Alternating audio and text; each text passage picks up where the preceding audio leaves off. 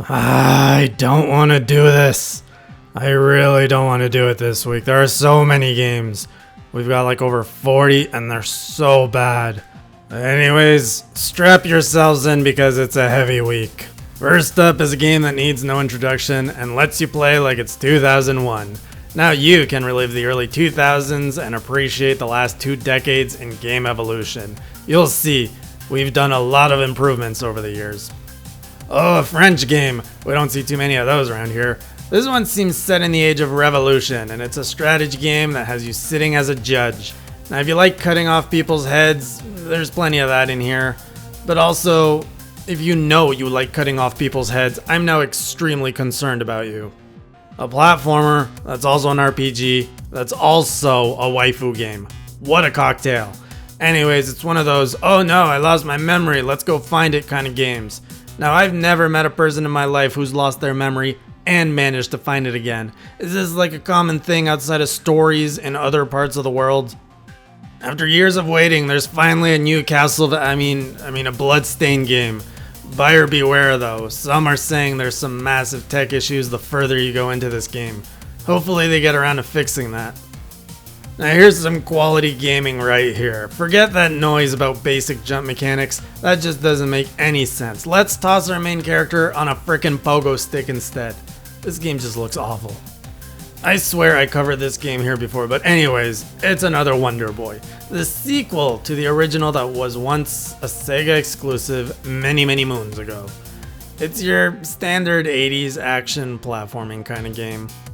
Oh, just reading this game's title upsets me. What does this even mean? Baobab's Mausoleum Episode 2 1313 Barnabus Dead End Drive. Like, oh, get out of here. Oh, and what a surprise. It looks like an absolutely boring 8-bit wandering game where you walk forever in hopes of finding a reason to why you're even playing this game.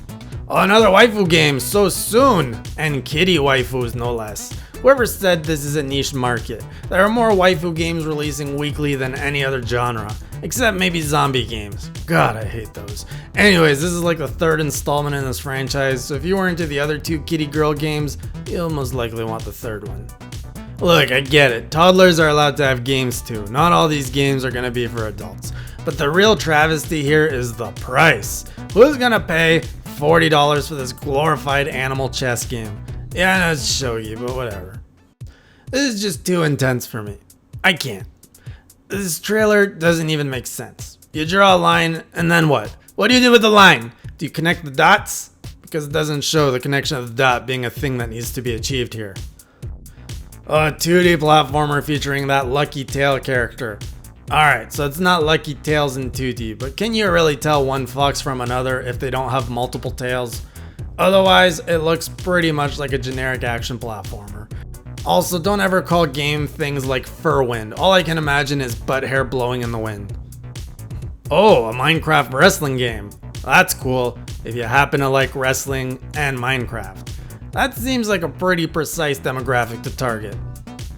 You know, I always get excited for mech games, but then I never play them.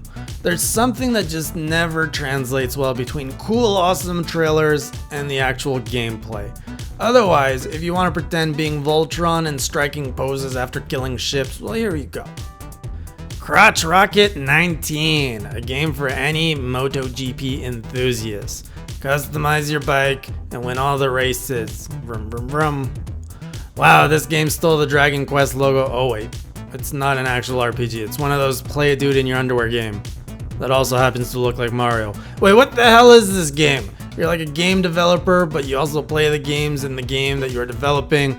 Honestly, this game is so weird, I really want to play it now.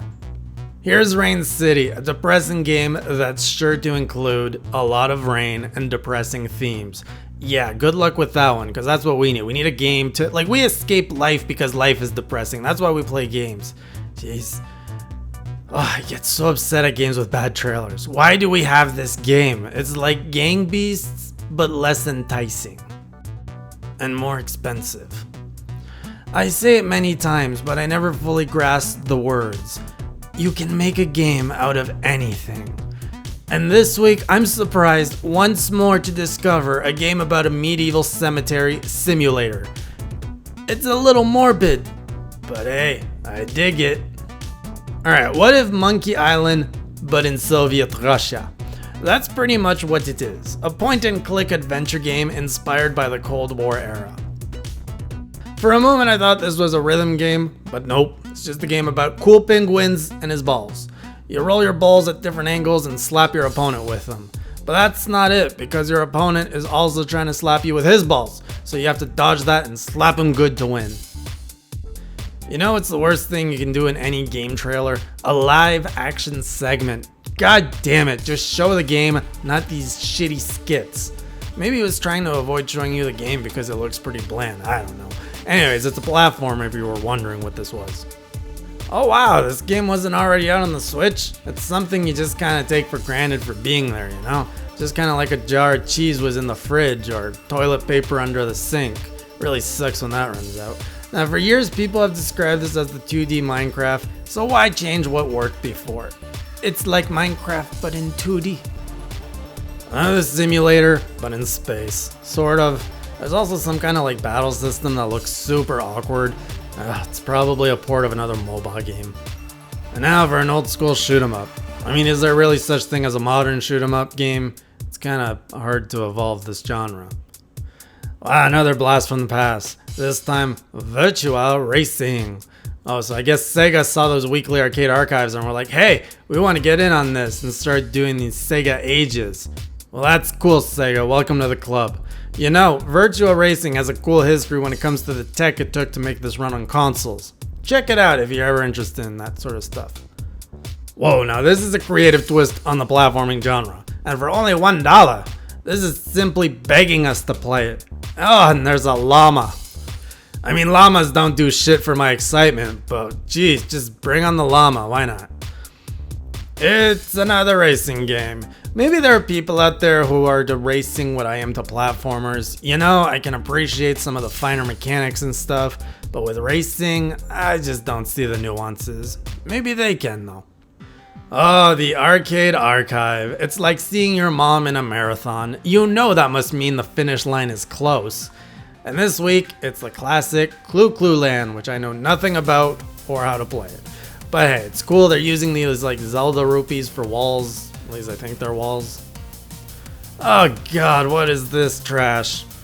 I guess if soccer games are too complicated for you, this boils it down to 1v1 with the most absolute basic controls possible for a soccer game. This is just disgusting. What the hell? Another stupid line game. This just looks so bad. Oh, I hate it. Another site. More like another platformer. And seriously, who's gonna spend $40 on this? You're not exactly like a Nintendo game, you know? Look at this fascinating time waster. A very basic ping pong game without the satisfaction of a Wii era plastic accessory to play with. Another racing game. I can only flavor my description of racing games so many ways, and I'm really running out of flavors here. I'm not like a wizard like those Baskin Robbins folks who can sell you chocolate ice cream in 50 different flavors. This tank game keeps popping up every console generation, and you know what? I'm okay with that. It's a classic, and this looks like it kept the goodness of tanks and added some new flair to it, which is good in my books. Lastly, topping up this shit Sunday is yet another platformer, but this one also offers a level builder, so who knows, maybe this will be the game to end all future mediocre platforming games. You don't need to make another platforming game unless you have a crazy world to explore. It can all be done right here in Mario Maker 2.